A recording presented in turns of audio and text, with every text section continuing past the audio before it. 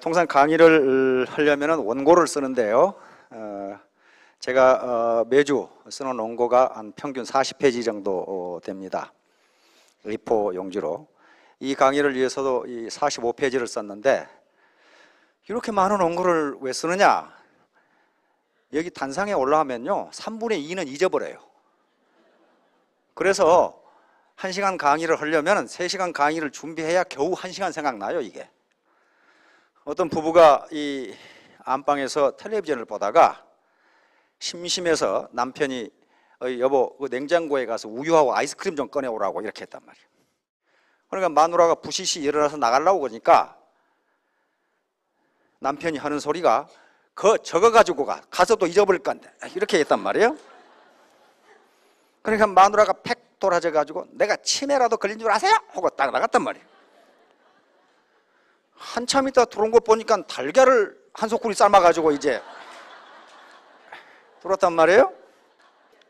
그러니까 남편이 소금은 그러니까 아차 깜빡 잊었네. 그러니까 내가 저거 가지고 가라고 그랬잖아.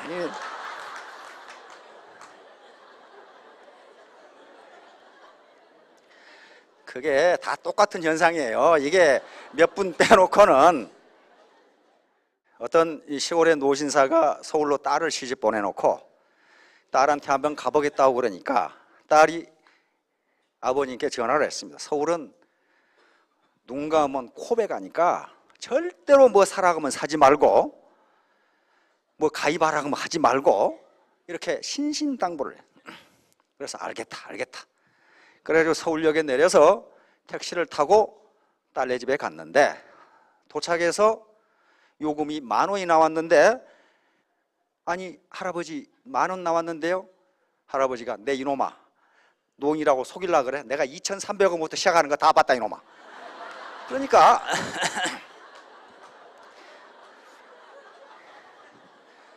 사업을 하시다 보면 그런 분을 만나는 게 10분 중에 9분이 그런 분이에요. 설득하기가 무지무지 어려워요. 그래서 여기에 데려다 놓으라는 겁니다. 자, 그런데 그런 분들이 틀린 게 아닙니다. 자기가 보는 세상을 보는 관점이 달라서 그러거든요. 이게 뭐처럼 보여요? 만약에 이것이 대학 입시에 나왔다면 정답이 있을 겁니다. 근데 세상 만사는 정답이 없어요. 도봉산을 올라가는 방법이 길이 하나만 있는 게 아닙니다. 여러 개가 있어요. 근데 학교에서는 이것이 정답이라고 가리키니까 창의성이 없어지고 사회 나와서 학교의 우등생이 사회 열등생이 되는 이유가 거기 있습니다. 이 이미지를 보시면은 이건 정답이 없어요. 나는 이걸 뭐라고 생각한다. 그렇게 그걸 주장하면 안 되고 왜 그러는가만 논리적으로 전개하면 그건 맞는 거예요. 왜냐하면 나는 그렇게 본다는데 누가 어떡할 거냔 말이에요. 이거 뭘로 보입니까? 활주로. 활주로로 보이죠? 어떤 사람은 고속도로라고 또 그러더라고. 근데 제가 이걸 그린 것은 저 디자이너한테 이렇게 그려달라고 요구를 했어요. 이건 어떤 사나이가 서서 오줌 누는 장면을 뒤에서 그린 겁니다.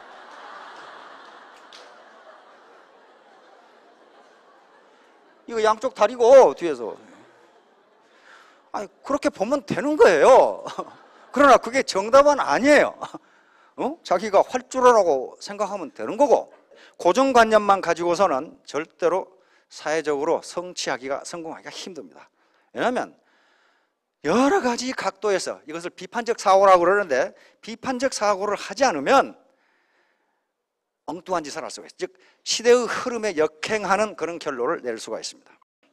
제가 이 강의 주제로 잡은 건 파랑새는 어디 있을까 하는 얘기인데요. 파랑새는 어디 있을까? Where's the bluebird입니다. 파랑새. 모리스 마테를링크의 파랑새라는 작품입니다. 이 양반은 벨기에 작가인데 프랑스에서 주로 활동을 했고 파랑새 이전에도 파랑새 읽어보시면 많죠. 동화 있죠. 동화. 그게 희곡입니다. 희곡. 연극이에요. 연극. 아니 뭐 이만큼 얍실해요.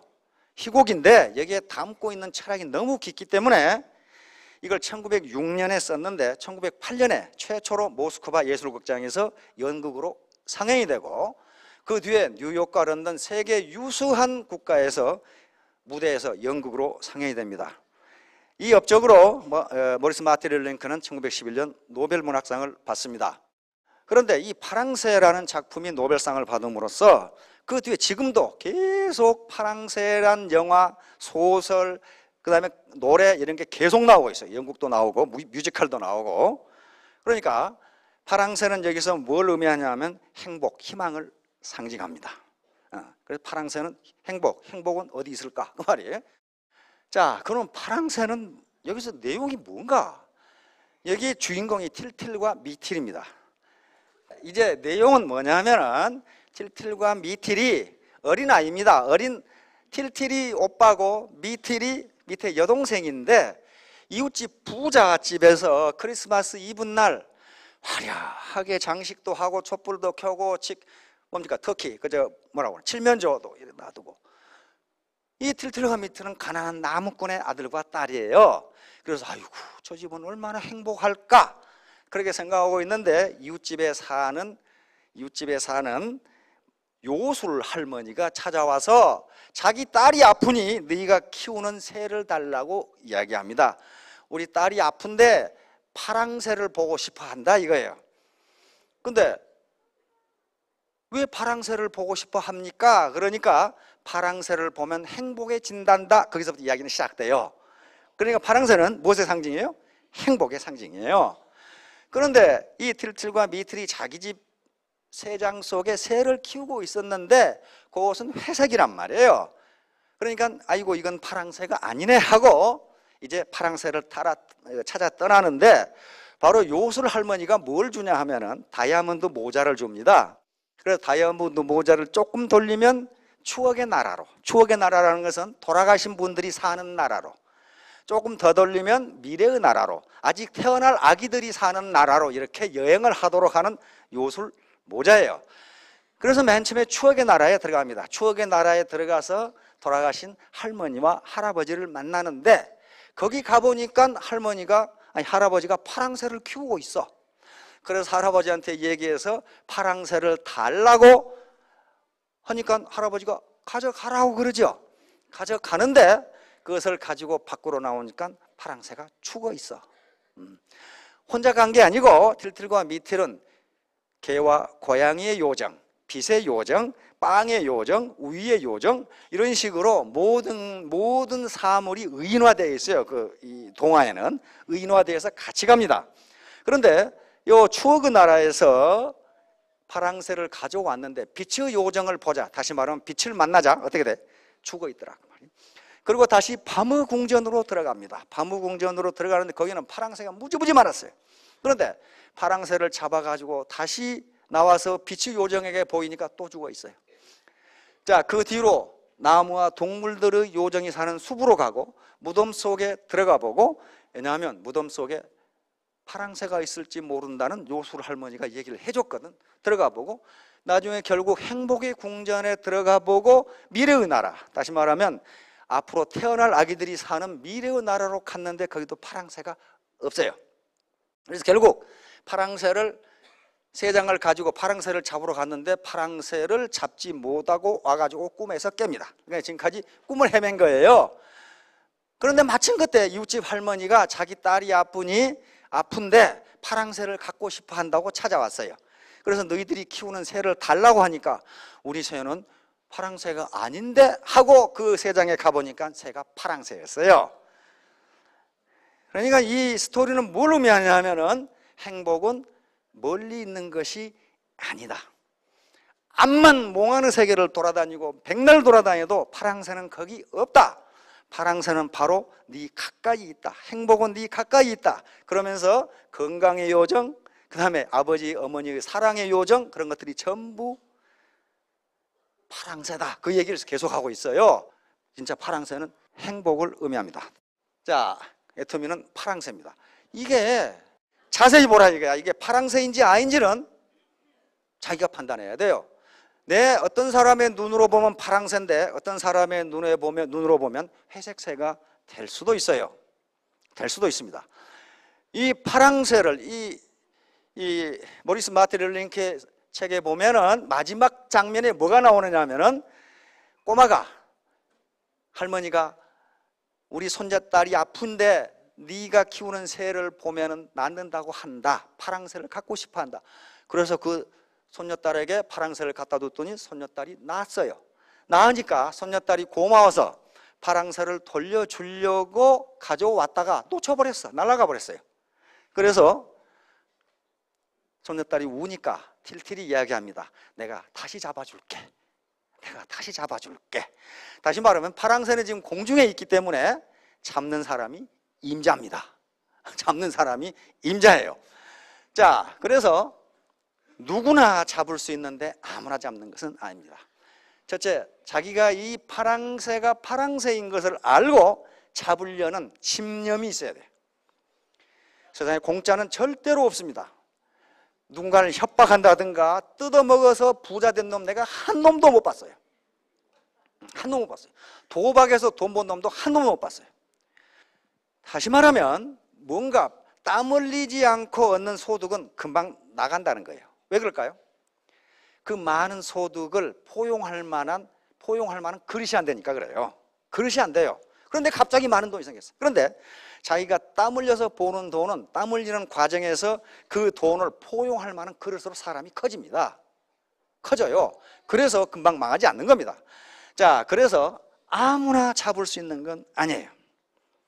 누구나 잡을 수 있는데 노력하는 자만이, 진실로 원하는 자만이 잡을 수 있다는 겁니다.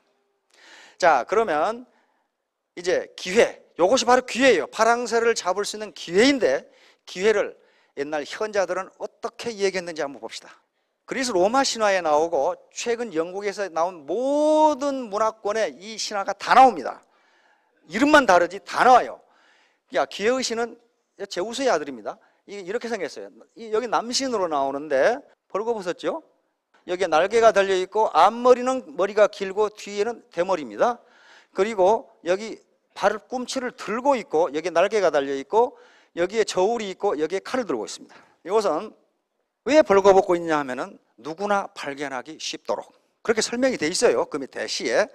그 다음에 앞머리가 길고 뒷머리가 대머리인 것은 네 앞에 왔을 때 잡기 쉽게 앞머리는 길고 일단 놓치면 못 잡으라고 뒷머리는 대머리다 그 말입니다. 날개가 달려있는 것은 항상 빨리 움직이고 기회는 누구 개인 앞에 머물러 있지가 않다는 겁니다. 항상 빨리 움직이고 기회를 놓친 놈이 잡으려고 쫓아오면 빨리 도망가도록 이렇게 돼 있고 다리 이렇게 있죠. 저울을 가지고 있는 것은 네가 지금 만난 기회가 파랑새인지 아닌지 빨리 달아보라는 거예요. 저울로 가치가 있는지 없는지. 그리고 가치가 있다면 면도칼입니다. 칼 들고 있는 게 레이저라고 돼 있는데 빨리 결단하라는 거예요. 빨리 우물우물 하다가는 기회는 네 앞에 있지 않다 그런 말입니다. 지금 자, 그래서 이 카이로스라는 말은 기회의 신인 남신을 의미하기도 하고 타이밍을 의미합니다. 타임. 옛날 헬라 그리스에서 시간을 크로노스와 카이로스로 가르는데 크로노스는 그냥 흘러가는 시간, 물리적인 시간, 해가 뜨고 해가 지고 그 다음에 계절이 바뀌고 달이 뜨고 달이 지고 하는 그냥 물리적으로 흘러가는 시간이기 때문에 이건 누구에게나 같습니다. 카이로스는 타이밍이에요. 타이밍. 적절한 순간을 딱 붙잡아서 결단하고 끼어 들어가는 게 카이로스입니다. 그 카레이서 선수들이 있죠. 그 그냥 막 300km 달리는 맨날 부서지고 부딪히고 하는 게 있죠. 그런데 꼴찌하고 1등하고 차이는요 0.1초도 차이가 안 나요. 그런데 바로 1등은 어떤 재주를 가지고 있는 사람이 어떤 선수냐면은 끼어들 타이밍을 잘 잡는 시간 선수랍니다. 그래가지고 한 번 앞에 가보면 안 놓쳐요. 어디서 여러분들 볼 수 있냐면요 쇼트랙 있죠. 그죠? 동계올림픽 쇼트랙. 우리 선수들 보세요. 한참 뒤에 가지요. 뒤에 가다가 전광석화처럼 끼어들어가죠. 그리고 안 놓쳐요. 그런데 1등하고 2등하고 차이가 몇 초나 됩니까? 100분의 1초도 안 돼요. 그렇죠? 요거 한 날 차이죠. 요거 어떤 놈이 먼저 하느냐 그 차이예요. 그러니까 그 타이밍을 맞춰서 끼어들어가는 게 굉장히 중요하다. 따라서 인생이라는 긴 이 여행을 하는데도 어떤 이것이 기회인지 아닌지 타이밍을 잡아야 된다고 합니다. 자, 이제 이것이 로마 신화로 넘어오면 카이로스가 오카시오로 변합니다. 오카시오는 이제 여신으로 변합니다. 자, 여신이지요. 보니까 출렁이는 바다 위에 있습니다. 바다 위에 있는데 여기 뭡니까? 항상 움직이는 바퀴 위에 있어요. 요 스카프는 움직이고 앞머리는 길고 뒷머리는 없어요. 똑같습니다.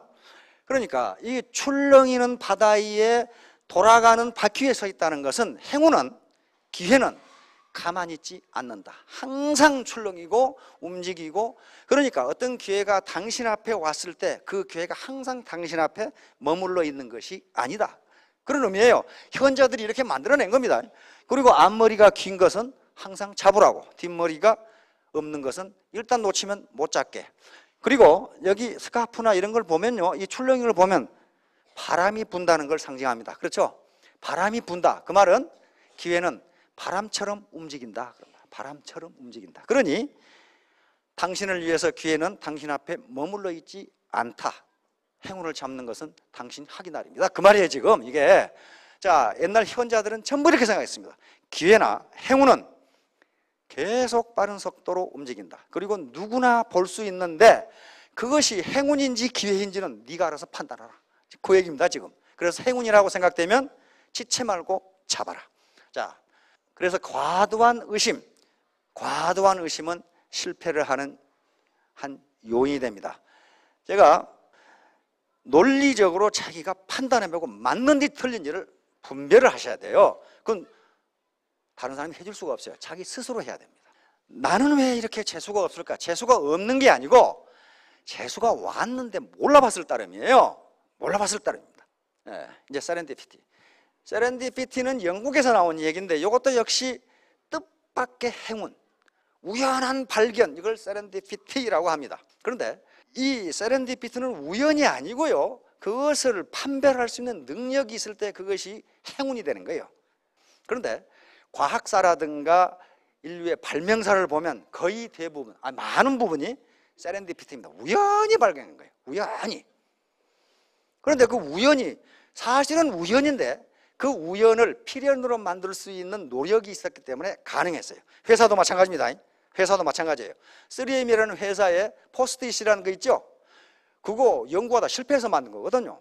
실패해서 만든 거예요. 우연히 만든 거예요. 그 조교가 풀을 잘못 집어넣어가지고 나온 거란 말이에요, 그거. 그런데 그것을 만든 학자는 계속 연구를 했어요. 이것도 쓸모가 있겠다. 왜냐하면 붓기는 붓는데 떨어지는데 흔적이 없어. 이걸 만든 거예요. 자, 이게 세렌디피티의 전형이에요. 요 사진 작가는요, 요 백로를 찍으려고 사진을 찍었답니다. 그래서 이 뒤에 딱따구리가 있는 걸 몰랐어요. 그리고 나중에 우연히 재생해 보니까 이 딱따구리가 있는 거예요, 여기가. 그런데 이 세렌디피티는요, 다시 재현할 수가 없습니다. 이 현상이 나타나질 않아요. 딱따구리 보고 너 다시 한번 해봐. 이렇게 할 거예요. 어떻게 할 거예요, 이걸? 요건 이 사진 작가가 요걸 찍은 것은 계속 사진을 찍었기 때문에 가능합니다. 그렇죠? 관심을 가지고, 자연에 관심을 가지고 찍었기 때문에 가능하지, 요걸 나타났을 때 사진기 들러 갔으면 어떻게 돼요? 날아가고 없어요. 대강 날아가고 없어요. 자, 청진기입니다. 청진기. 여기에 르네 라에네크라고 하는 프랑스 의사인데 이 청진기를 만든 사람입니다. 이 양반이 환자를 진료하는데 그 당시는 청진기라는 개념이 없기 때문에 심장병이나 요 폐병이 들면은 귀를 가슴에다 대고 이렇게 심장이나 폐 숨소리를 들었답니다. 근데 남자들은 괜찮은데 이 시기에 여자 환자가 오면 이걸 젖가슴에 대고 이거 들어야 돼요, 이렇게. 이게 난처하단 말이에요. 난처해. 어떻게 좀 이렇게 안 할 수가 있나 하고 생각을 했어요. 그렇다고 해서 심장 박동이라든가 숨 쉬는 소리를 안 들어볼 수는 없잖아요. 들어봐야 되는데 안 돼요. 그런데 어느 날 루브르 궁을 산책을 하다가 애들이 장난치면서 노는 걸 봤어요. 우리 애들도 많이 해요. 한쪽 애가 그 판자 있죠? 판자나 어떤 가드레 일이나 한쪽 애가 귀를 대고 있는데 한쪽 애가 저기서 못으로 긁어. 그 장난을 하고 있어. 그러니까 야, 저거 봐라. 그래가지고 르네 라이레크도 자기도 한번 들어보니까 저쪽 끄트머리에서 못으로 긁는데 소리가 무지하게 크게 들려. 아이고 이거 봐라. 이렇게 생각하란 말이야. 그래가지고 들어와서 마침 여자 환자가 왔어요. 환자가 왔는데 젖가슴에다 귀를 안 대고 종이를 말았어요. 종이를 대나무 통처럼 말아가지고 여기다 대고 들어보니까 그냥 귀를 대고 듣는 것보다 더 잘 들려. 아, 이거다 하고 한 거예요. 이거다. 그래가지고 어떻게 하면 소리를 잘 들을 수 있을까 해서 만든 최초의 청진기가 요겁니다. 이렇게 자기가 설계를 해가지고 폐 사진이죠. 이것은 폐 그림이죠.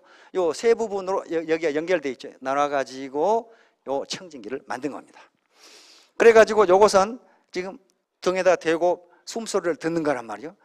자, 이 청진기는 얘들이 노는 걸 보고 만들었어요. 얘들이 벽에다 대고 이 그림을 긁는 걸 보고 이게 우연히 만든 겁니다. 이게 세렌디피티거든요. 그런데 아무리 라이네크가 의사라고 하더라도 여기에 관심이 없었으면 안 된다는 거예요.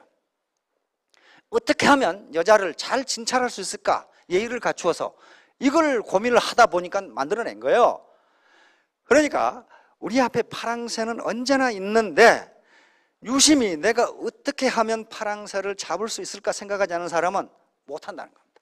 태도가 가장 중요합니다. 태도, attitude. Attitude is everything. Attitude is everything. 태도가 가장 중요해요. 어떤 태도? 파랑새를 잡겠다는 확고한 결의가 필요합니다. 다시 말하면 나는 반드시 애터미 사업을 통해서 성공하겠다는 강한 의지가 필요하다. 성공 안 하겠다는 사람이 어디 있어? 그런데 다 성공하겠다고 그러는데 아까 파랑새를 잡으러 떠난 틸트리와 미틸처럼 몽환의 세계를 헤매가지고는 그것이 목표가 될 수가 없어요. 이건 이미 학자들이 증명한 사실들입니다. 반드시 결의가 필요하다. 태도입니다. 파랑새는 가까이 있다는 것을 알아야 된다. 멀리 있지 않습니다. 파랑새는 가까이 있고 애터미는 파랑새라는 걸 발견하신 분들도 있고 발견하지 못한 분들도 있는데 그것은 자기 책임입니다. 그래서 기어의신은 무한정 기다려주지를 않습니다.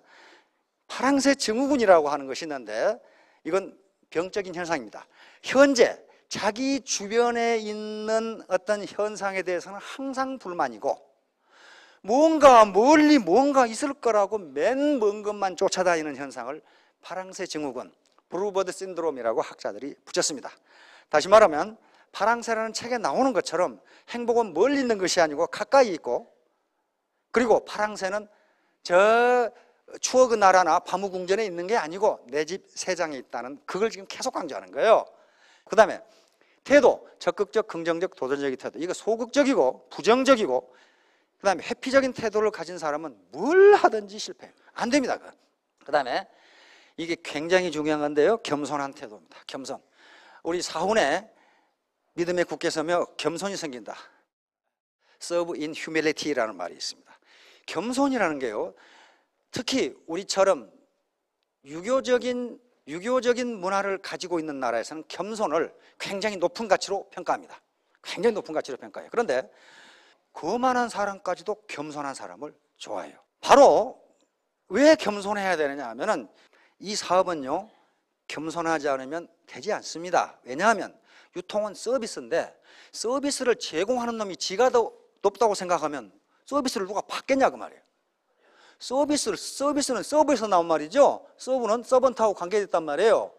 다시 말하면 겸손한 태도를 갖는 게 굉장히 중요합니다. 이것은 자기 자존심이라든가 주체성, 어떤 주도적인 생각을 버리라 그런 게 아닙니다. 내가 좀 더 이 사회와 국가, 내 파트너들에게 공헌할 수 있는 길이 어떤 것인가 겸손해지면 됩니다. 근데 겸손해지면요 나중에 어떻게 됩니까? 밑에서 올려줘요. 올려주는데 지가 높이 있으면 어떻게 됩니까? 끌어내리죠. 그리고 밑에 다 떠나요. 와 이거 똑똑하네. 너 혼자 다 해라. 떠나버려요. 자, 오늘 파랑새 얘기를 했는데요. 파랑새는 멀리 있는 게 아니고 가까이 있습니다.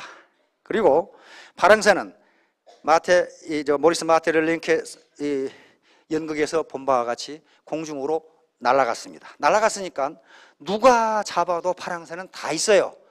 그런데 그 파랑새를 찾겠다는 확고한 의지 그리고 겸손한 태도도 임하면은 아마 3년 내에 여기 계신 분들은 1,000택, 2,000택, 5,000택까지 되리라고 생각합니다. 자, 5,000택 여러분 모두 행복하시기 바랍니다. 감사합니다.